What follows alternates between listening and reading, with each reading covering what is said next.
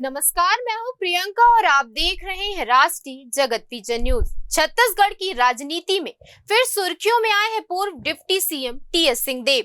मुख्यमंत्री पद को लेकर उन्होंने कहा, मैं ये कभी नहीं कहूंगा कि मुझे सीएम नहीं बनना है।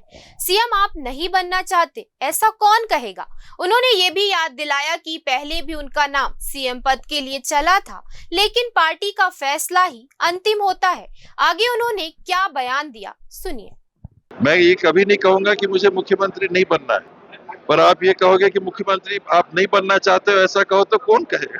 कांग्रेस सामूहिक नेतृत्व, खड़गे जी भी आए थे, ये बात उनने भी स्पष्ट तौर पे कही थी कि जॉइंट लीडरशिप के नाम पे, और अमूमन 90% ऐसे ही होता है।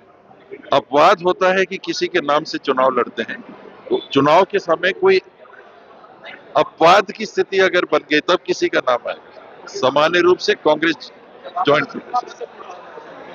मेरा सपना तो कांग्रेस की सरकार बनना है। मेरा नाम चला था, मीडिया ने बहुत 2.5 साल में मेरे को लगातार बना के रखा था।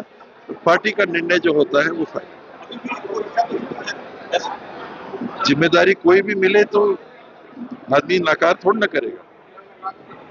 मैं ये कभी नहीं कहूंगा कि मुझे मुख्यमंत्री नहीं बनना है, पर आप ये कहोगे कि मुख्यमंत्री आप नहीं बनना चाहते हो, ऐसा कहो तो कौन कहेगा।